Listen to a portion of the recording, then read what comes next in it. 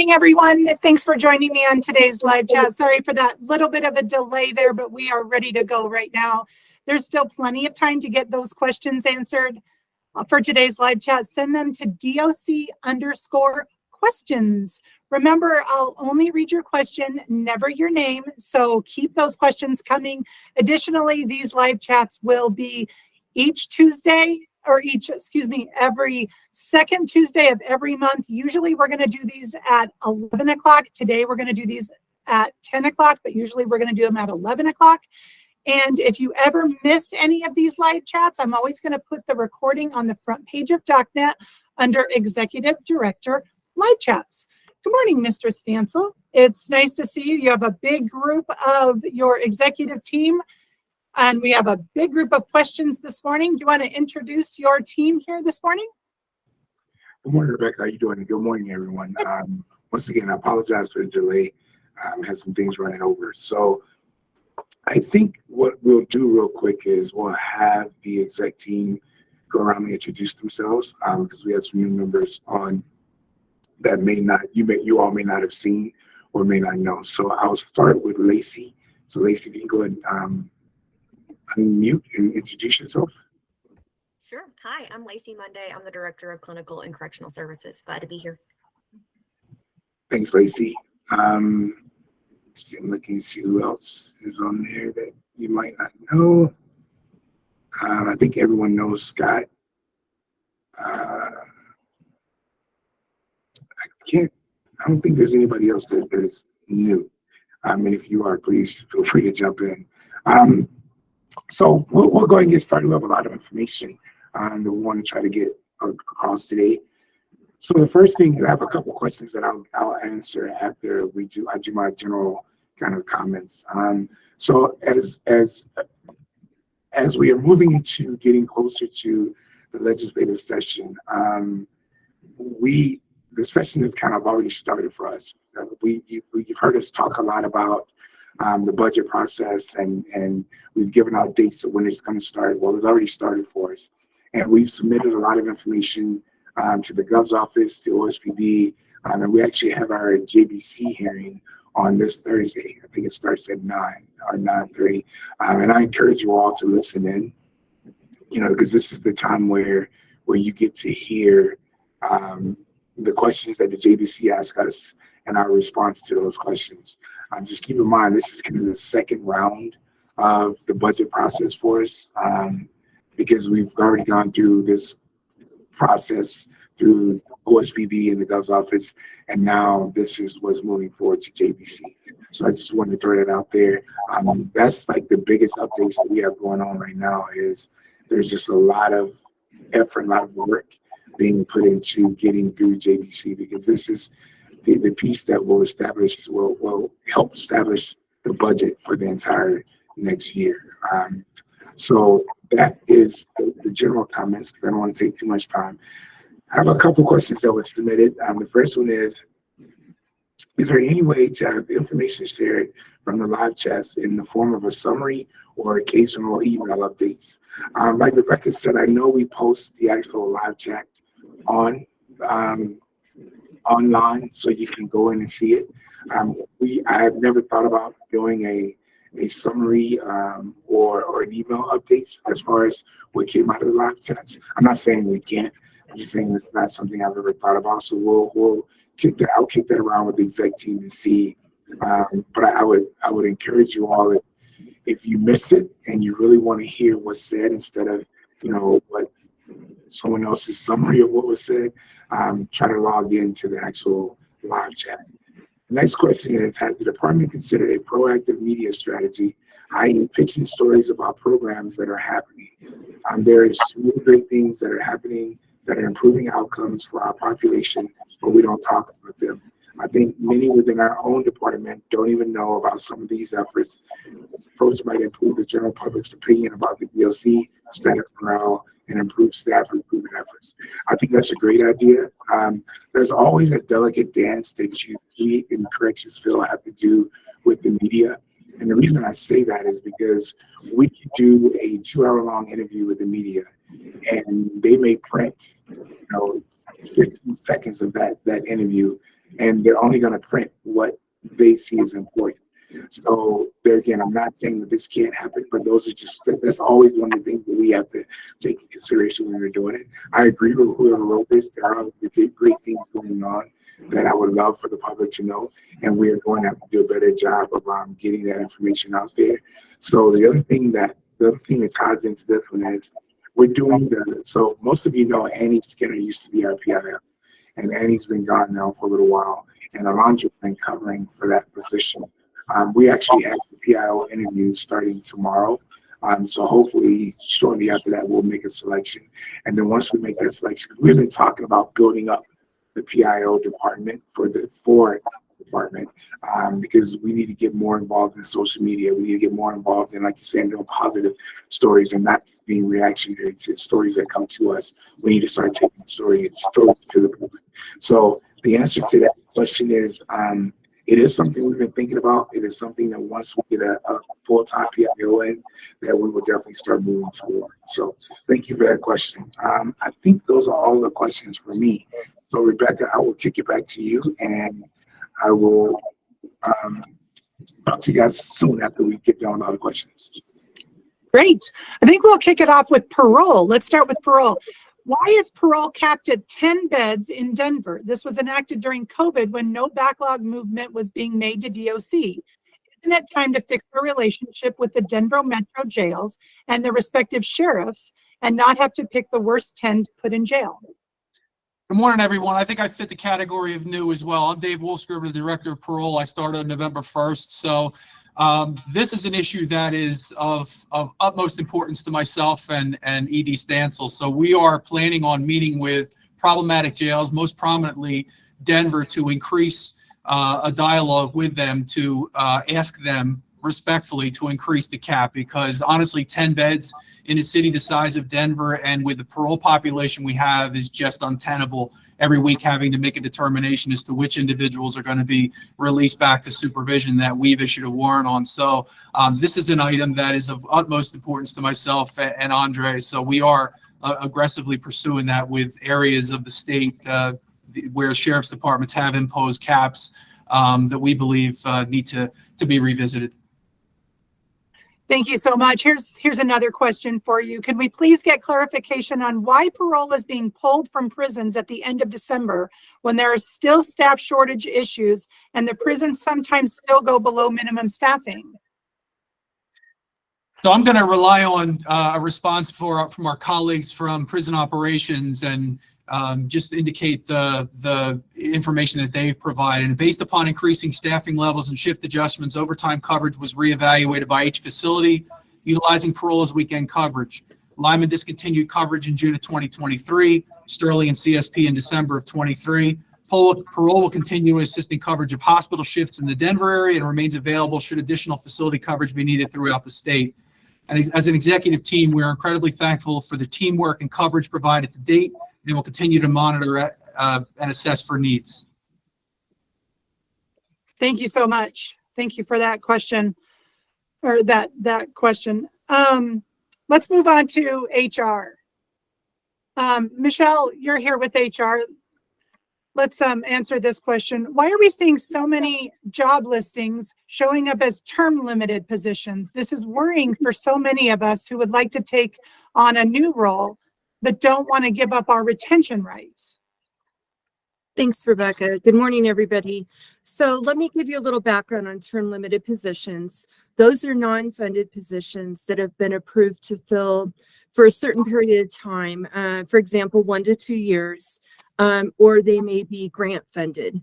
And so those incumbents receive full benefits, so they'll receive medical, dental, vacation, para, but they also have to sign an agreement that they understand the position will end by a certain date and that they are waiving their retention rights.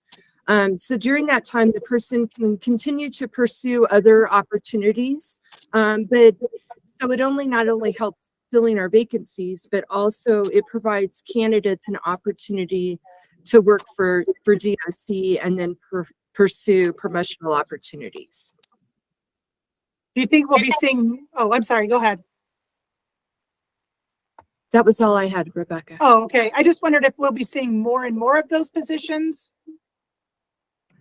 I would defer to finance and accounting on that. They appear to kind of come in waves. And so when we receive those, obviously we move forward to get those filled because it's extra staff for our DOC family. I see. So I can add that the term limited are just for these long-term projects that we haven't been able to address in general. And so we're kind of dealing with the backlog right now. I don't think you're going to see an increase or an uptick in the next few years on those term limited. I think we're right now utilizing the funds we have to kind of get rid of that backlog. But I don't expect them to continue in the future at the rate that we have them right now. Thank you, Ashley. Michelle, let's move on to the next question. Physical plant workers are not getting the extra 3% that custody control is. Why is that? We've covered several shifts for custody control. We wear blue to identify us the same as everyone else because we're sworn law officers and are expected to be a first responder if called upon. We do not get any different pay than the rest of them the same rank. So why so much so is offered to entice new employees to DOC, but it's basically physical plant workers that keep the facility operational so others can do their job. How would you respond to that? So for background, the state of Colorado and Colorado Winds reopened wage negotiations for covered state employees back on September 6th of 2022. And then Governor Polis and Winds signed an amended agreement on November 17th of that same year. And that replaced Article 31 of wages and Article 32.5 of pay cycle. So the General Assembly then supported and approved the funding earlier this year. And I just want everyone to understand that these type of incentives only have a certain amount of money to utilize. And the department recognizes the efforts of so many employees, including our plant workers. But COWINS and the state of Colorado make the best decisions based on the greatest need and available funding. So you can imagine, that's a difficult decision based on the funding that's available. And that is what was agreed upon between the state of Colorado and WINS. And if I can add to that, there again, this is why I'm encouraging everyone to listen to the JBC hearing tomorrow, on Thursday. If you listen to the hearing last week, there were a lot of questions that was posed by the committee members about the incentives and all of that. So there's going to be a lot of conversation about that during the committee. So I'd encourage everyone to listen in. This is not something that we just come up with. This is something that we have to defend. We have to, and I think it's going to get a lot of scrutiny this year. So I would encourage everyone to listen on Thursday. Thank you, Mr. Stansel. Michelle, did you have something else to add? I'm good with that question. Thank you. In the last meeting, management mentioned that parole staff would be getting incentives like prison staff have been receiving. I believe it was effective in November. I haven't heard any updates on this. In addition to this, if it is still happening, will parole admins be included? So we previously mentioned that as a department, we applied for grant funding for parole staff. Unfortunately, the portion of our grant that would provide housing stipends was not approved, and the department continues to seek opportunities for all of our staff, including parole. The department recently applied for and was awarded a grant in which there are additional dollars available specific to the FTOs, the field training officers. And the incentive portion is specifically for training and for participating in recruitment fairs. The department is currently finalizing the grant agreement, and of course, we'll notify staff as soon as we're able to start offering that money.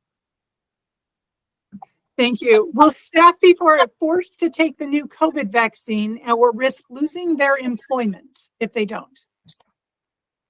No, COVID vaccinations are no longer required by the department. Thank you. I was recently out with COVID and I voluntarily advised my supervisor and called the COVID nurse. I was honest about testing positive and followed the COVID nurse's suggestions, but I was told I had to use my own sick time. My question is, how can the COVID nurse or the DOC tell me to stay home when I'm using my own sick time? Isn't this going to cause an issue because most staff are not going to want to use their own sick time? And if they do not have sick time, will they come to work with COVID? So in response to that, we used to have the public emergency health leave, what we called FEL, and that is no longer in effect. And that means that employees should follow normal sick and FML leave processes to cover their absence. Also, staff probably have seen emails where starting January 1st, they may qualify for additional coverage under what is called family, and more information to come on that. To keep our facilities and our staff safe, we do ask that staff contact the DOC COVID hotline if they've tested positive or if they have any questions regarding symptoms or exposure. Okay, what is the criteria that would allow DOC to match an employee's pay for another job offer? Does it have to be an offer from another state agency? So we have an AR that addresses discretionary pay. It's 1450-03, and it specifically talks about matching pay or counter offers. And it also indicates that it does not necessarily have to be another state agency. It can also be an outside employer. And so that AR will get into all the specifics of what is required. And then appointing authorities are able to initiate the process with a form that's included in that AR. Thank you for that. The next question is 4.9% of hires for the calendar year of 2023 have cited tuition reimbursement as their primary reason for joining the CDOC family. As such, the agency is actively equipping its staff with accredited higher education credentials, as the agency considered financial stipends and/or supplemental pay for staff that have graduated from either undergraduate or graduate programs, as this would serve as both a boost for staff morale as well as a keystone to augmenting or our recruiting and retention efforts. So we do recognize the value of higher education with that 100% tuition reimbursement. We discuss that, as we're doing recruitment with our new hires, as well as on Welcome Day. We do have several formal programs that reward completion of an educational program or obtaining a certification or credentials. For example, teacher trainees, social worker credentialing, and parole trainees, to name just a few. Thank you. What is the DOC Let me add doing? that. Oh, sorry. Go ahead, Mr. Stansel. Go ahead. So there are conversations right now looking at how we can possibly do, student loan paybacks. That is all included in the incentives that we're looking at. But there again, that is something that we unilaterally can't institute. That's going to have to take some funding. It's going to have to take a lot of other things. So we are in the process of looking at that and looking at the feasibility of it. So the answer to your question is we recognize and we realize that the tuition reimbursement doesn't really help those that already completed their degree. I'm in that category. I've completed my degree. Student loans to show for it, and so it'll be helpful to have some sort of program like that, and we are working on that. Ashley, would you like to add anything to that, or should we state it to be safe? No, you stated it exactly correctly. We have a plan, if you will. We're just seeing how we could even implement that plan and seeing if we can get buy-in from other agencies around it. But we're very aware that some of our positions require degrees. And so our 100% tuition reimbursement program, which is a great program, doesn't catch all of our employees. So it's a great idea. Please keep these ideas coming because there's so many ideas we haven't considered as well. How would you suggest they send those? Send them to Michelle? Like, how do they get those ideas to you? That's a great question. Go ahead, Michelle. I was going to say, sure, I would welcome any recommendations like that. I think I'm the only Cottingham, Cottingham. And I'll get Great, those in the right hands if they don't belong to me. thank you. Thank you. Speaking of recruiting and retention, what is DOC currently doing to actively seek new parole officers and retain the officers we currently have? We're doing quite a bit in that area. Of course, we're doing the online job postings, and we're also engaging in social media campaigns. We're also doing a lot of network events. And what's nice is Parole is sending one of their staff to partner with somebody from TAG so that they can talk about the specifics regarding parole. We also are collaborating with several education institutions and just a lot of promotional materials highlighting the advantages of working for Parole. Great. Let's let you off the hook a little bit, Ms. Cunningham. Let's turn our attention to our big. How about that? Mr. Cayley, are you online? I am. Can you hear me? Great. Great. Let's put you in the hot seat for a little bit. When will the EOMIS record system be fixed? MRTs or anyone else who adds files to offender health records cannot do so properly, and everything has been a jumbled mess since August 28th, 23. We can no longer locate medical records in the offender health records appropriately. Thanks, Rebecca. So we're aware of the issues with the electronic health records and the issue in the scanned documents and standard forms.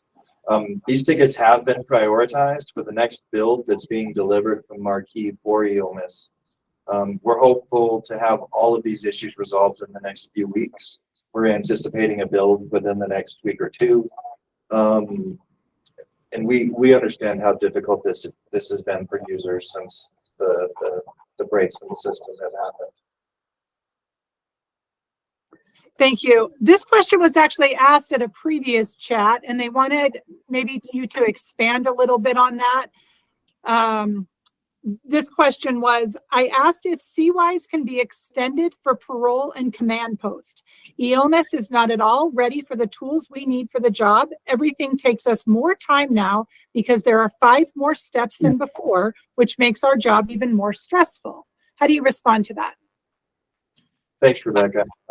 So parole leadership and the Decorum Project are closely monitoring the progress on software development, and the contracts for CWIS are being reviewed, and those are being adjusted to ensure that it remains available to all staff until EOMIS is ready to take over parole's functions. Parole and the Parole Board are the last 2 major areas of software development in EOMIS. Though some current features in EOMIS touch their operations, the bulk of the functionality won't be delivered until phase 3 is complete. Some of the preliminary work, like preparing for data conversion and collecting business rules, have been in progress for some time now. But the software customization to suit Parole's business needs is just beginning. Right now, we only have an estimated 10 to 25% of Parole's functionality in EOMIS production right now, depending on which work group you belong to. Specifically about the command post functionality is unique to the department and has been evolving a lot over the past couple of years. Parole leadership is choosing to maintain the screens in CWIS until a specific software solution is available and in place, even if that's after the rest of Parole's functionality is moved into EOMIS. Regarding an EOMIS smartphone app, when we entered into the contract with Marquee and the Decorum Project originally, EOMIS didn't have an app at that time. It has recently been developed. The department's executive leadership is aware of that, and we may decide at some point to have it added to the contract as an enhancement. But that means more cost to the department. In the meantime, officers still have their laptops and the ability to log into EOMIS at any time using VPN to securely review information behind our firewall within the field. Thank you, Mr. Cayley. I hope that helps for whoever wrote in that question. I hope that answer helps that person. Ms. Monday, we're going to turn our attention over to you in clinical services. I would like to ask about the possibility of improving nutrition and of the food provided to our clients. The meals tend to be carbohydrate dense and heavily processed.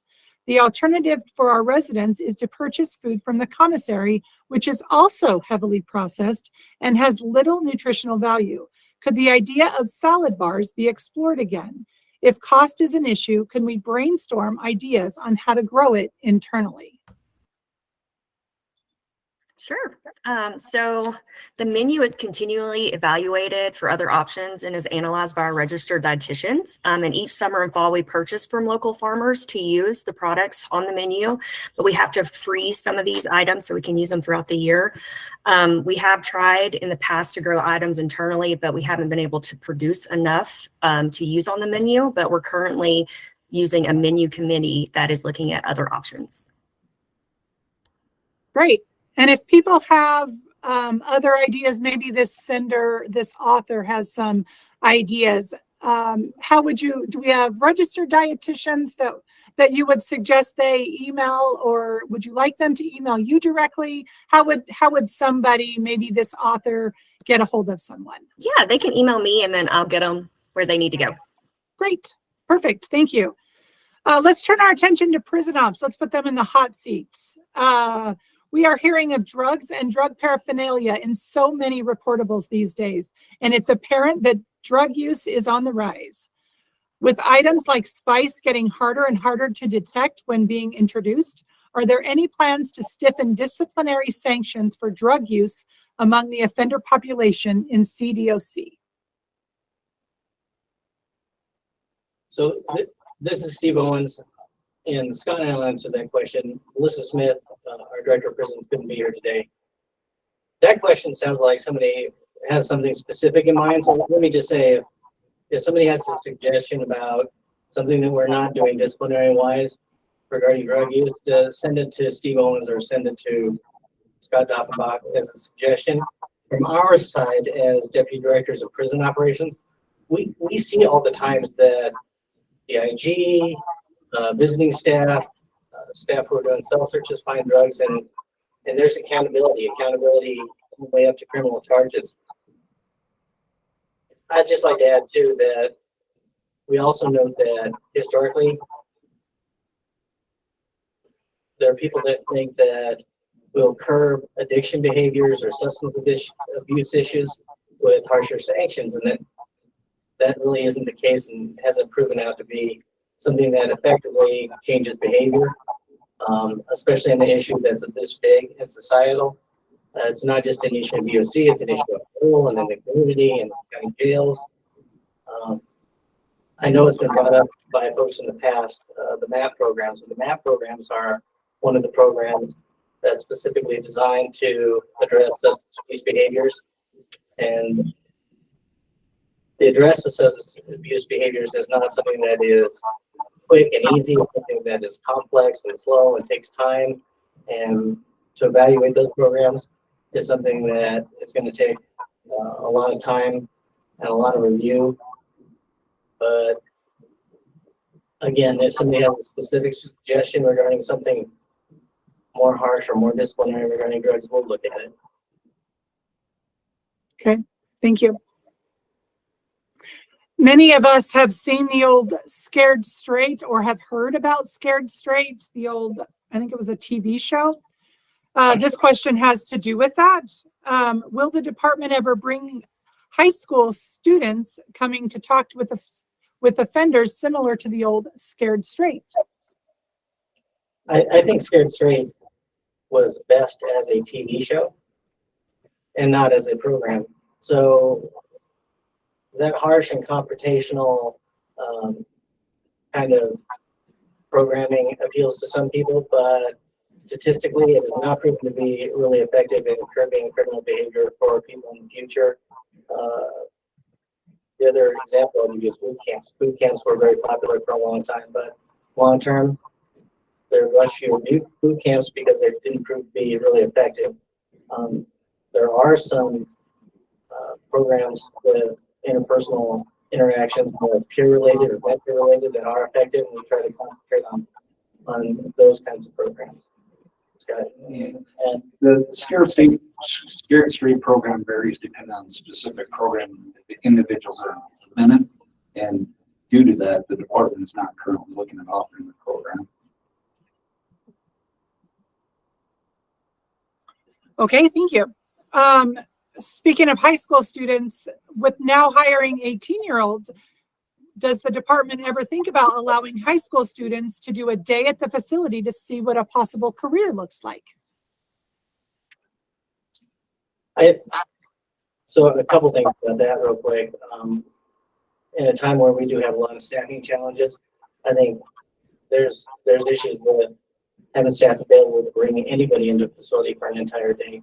I would like to give credit to ordinance like Terry Jacobs in Lyman, and who has really looked to his local community and recruited heavily from those graduating high schools. And I'll also mention Mark Fairbairn as well. Mark has done a great job of recruiting from those graduating from high schools. And Mark even shared with me that in Arkansas Valley, they've even allowed high school students to come in and tour with their parents. So, I mean, those are things that the department is actively engaging, does see the value of recruiting from that workforce. The department's also partnered with CDLE's Pathway Initiative to create virtual job tours that are accessible to individuals.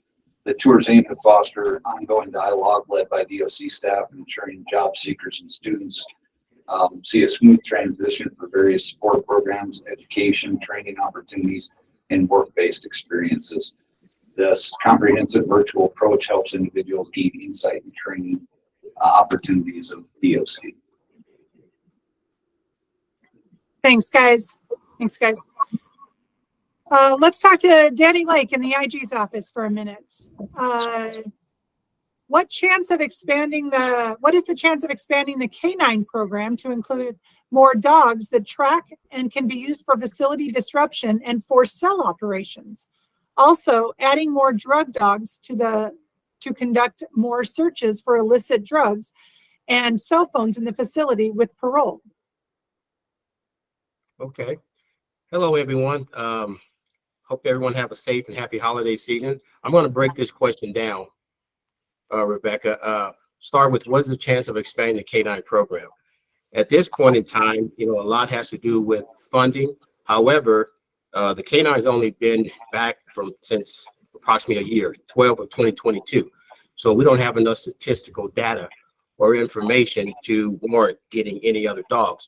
So at this point in time, we won't expand, but we will look at it the next year, over the next year.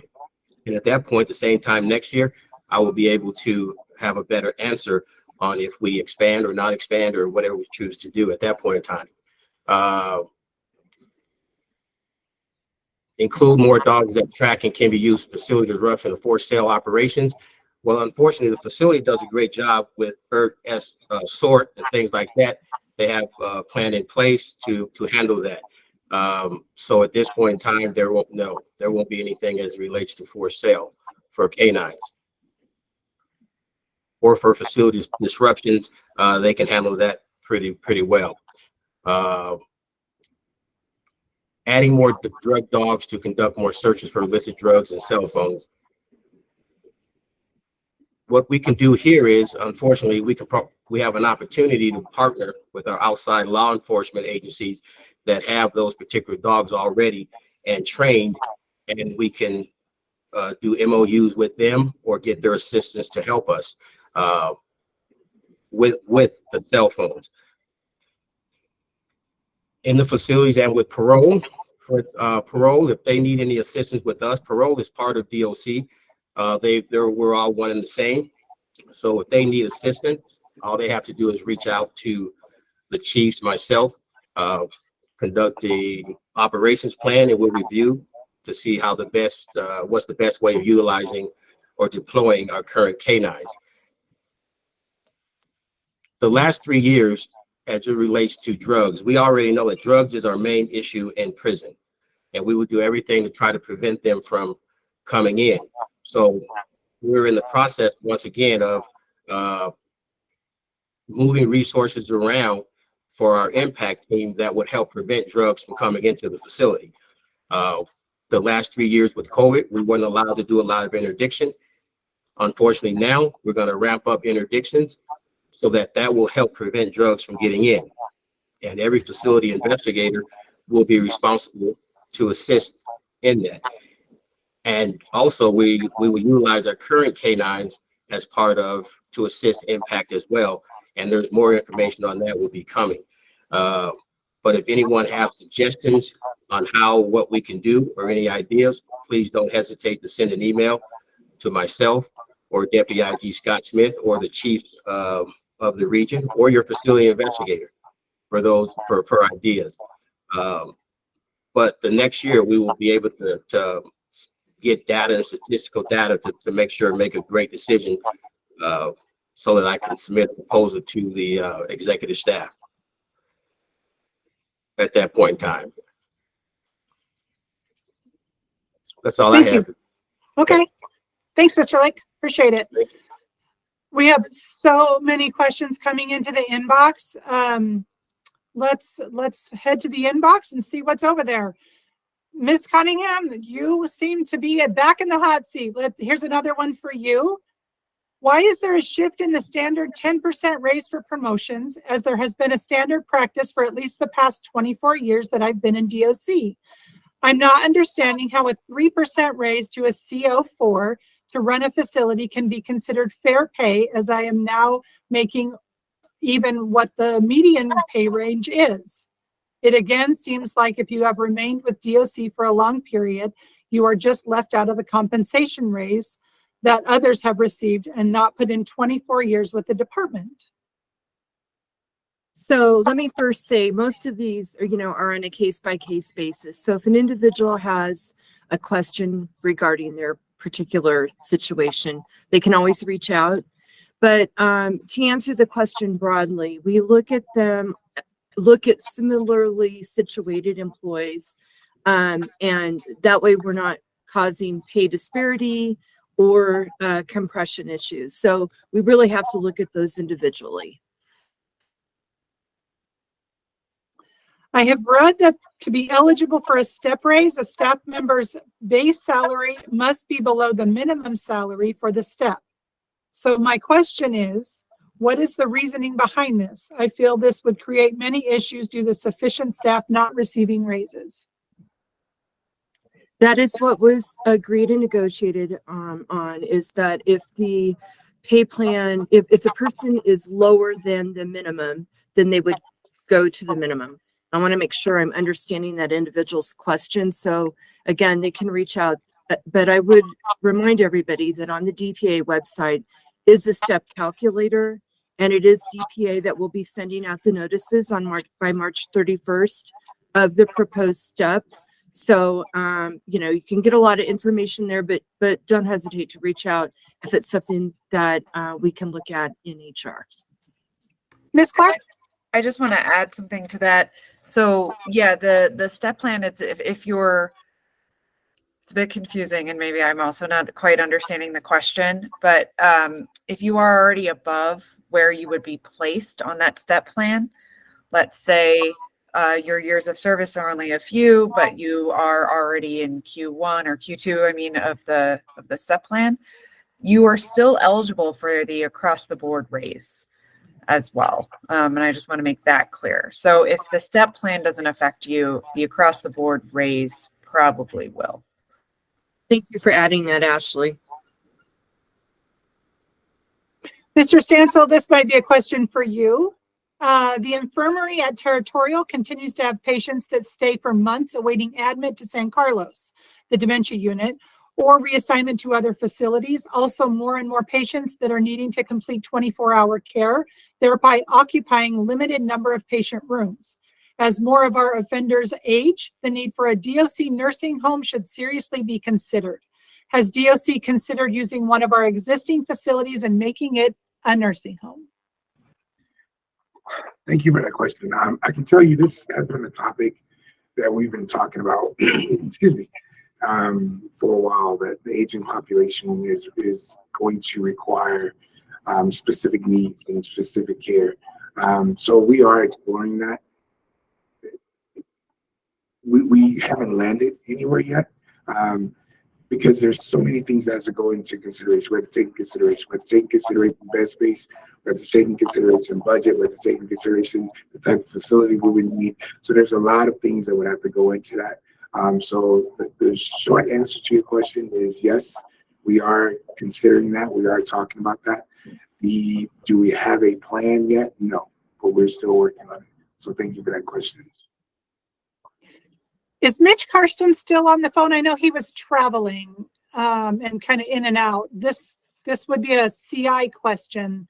So maybe I think someone we're going to else. have to forego it this time. He is on the road, Okay. he's traveling to Canyon. So maybe we could hold it for the next executive chat, or we can actually just reach back out directly to that person if they're comfortable with it.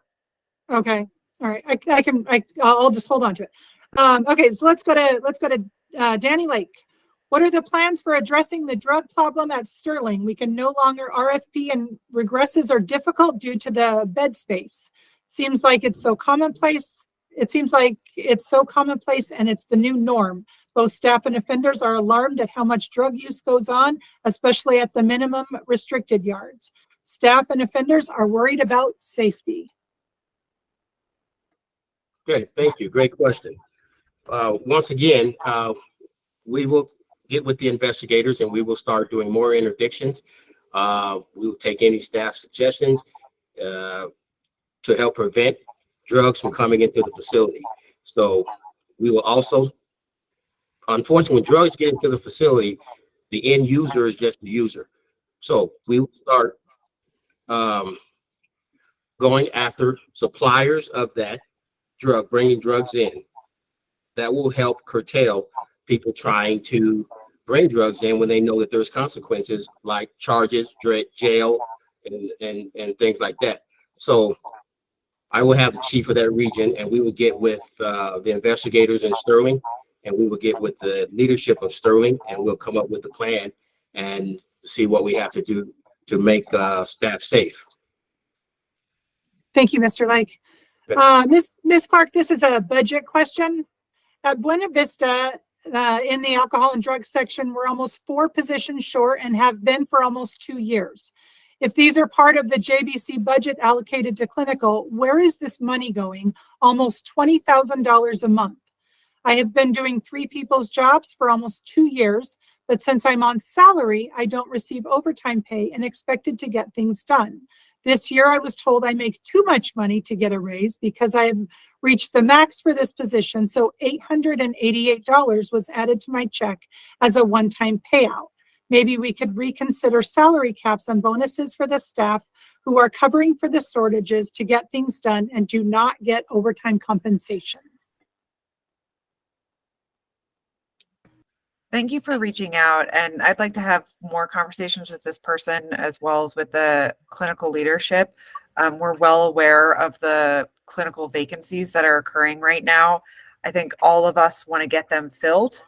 The answer to the high level answer to the question of where the salary is going, they're going to agency staff. And I think we all can agree that we'd rather them go to DOC staff than to agency staff. We have taken measures to try to increase our hiring, and we've also taken measures to reward people who are covering different kinds from clinical staff and clinical's behavioral health section to covering different kinds of posts. This is all also outlined in the side partnership agreement with Co-Wins. We made sure to memorialize some of those payments, but this remains a big issue for the department in general.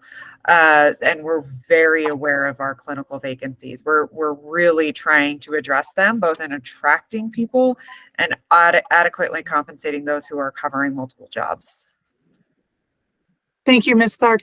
Mr. Stansel, we're running short of time here. I just wanted to give you any final thoughts.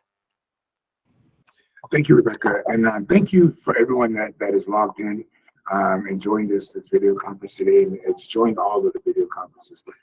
I want to start off by reminding everyone that, you know, there's a lot of conversations we have during these meetings, when we go out to the facilities, when I get emails, when I get text messages surrounding budget, surrounding pay, surrounding those things. I encourage you all to listen in on Thursday, December 14th from 9. It starts at 9 roughly, and listen to the conversations and how we navigate the Joint Budget Committee. I've said, the team has said many times, I wish that I could pay everyone the maximum amount I could pay everyone. But unfortunately, the budget just doesn't allow me to do that.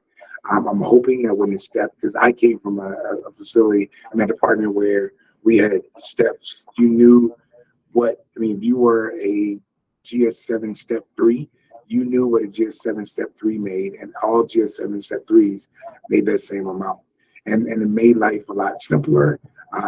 You can anticipate what your pay is going to be. You knew when your step increases were going to come. There was none of this disparity created by this person getting promoted and getting. So the simple thing for me would be put everybody on a step system, and then that way just create it fair across the board. But unfortunately, I'm not in that position to where I can make that call. So I encourage you all to listen to the JVC meeting. A lot of questions, a lot of information will be passed out in that meeting. I also want to say, as the exec team for the department, we are always looking for ways to communicate and pass on information. I know Michelle and the HR team has started having video chats similar to this, where it's specifically about HR. So I would encourage people to listen in on those. I think Michelle, she sends out the invite and you can join. So I would encourage you to listen in on those as well. I also would encourage you all to, if you have ideas, suggestions, feel free to get them to us, because we as exec team, we know we don't have all the answers. We know that there's a lot of great ideas and potential solutions that are out in the department. But the only way that we can act on any of those is for you guys to pass them on to us. So please, I encourage you all, if you have questions, suggestions, ideas, no matter how far outside the box, please feel free to pass those up. And I'll close by saying this. We're in the holiday season now, and this is a time where it's a happy time for a lot of people, but it's also a sad time for others. So, you know, during these holiday seasons, as well as any time, but especially during the holiday seasons, you know, make sure you're looking out for one another. We never fully know what someone else has been through unless when they tell us. But we also, as a family, we know when some of us are off and just not having a normal day. So I encourage people to look out for one another, take care of one another. If you see someone struggling, reach out to them. If they're not receptive to you reaching out, and you still really feel that something needs to happen, make sure you let someone know. Because the worst thing that can happen is for you to have a feeling and you not say something, and then something bad happens, and then you're questioning yourself. Could you have done something had you said something? So I encourage us all, you know, be safe during the holidays. If you spend time with your families and loved ones, make sure you relish those times, because the job is important. The job is stressful. So you always need to have a way of decompressing, and usually family, friends, and loved ones is the best way to do that. So if there's anything I can do or the team can do for anyone during these holiday seasons, please reach out, let us know. I know that we are fighting for every penny, every dime that we can during JBC. I said this in the last meeting. Currently, the department is the largest budget in the state government. It's over $1 billion. We've asked for a little more this year. So when you have $1 billion budget, it's going to get scrutinized. It's going to get scrutinized by the legislature. It's going to get scrutinized by the public. It's going to get scrutinized by the individuals that we care for. And it's even going to be scrutinized by the staff. So hearing these questions, you know, on one side is hard for us because we want to do more. But on the other side, we fully understand why we get the questions we get about pay, we get the questions we get about budget, you know, wanting to know where the money is going, why aren't we doing this, why are we doing that? We understand those questions because we have that responsibility of making sure we're being good stewards of taxpaying dollars. So I'll end with that. I hope everyone has a happy holiday, has the opportunity to celebrate with their loved ones. Stay safe, and you know, we will continue to push forward and try to continue to do great things in this department. So thank you all for tuning in. And as always, if you need to reach out to me, feel free to do so by any of the means that I have available. So that's it, Rebecca. Thank you so much. Bye, everyone.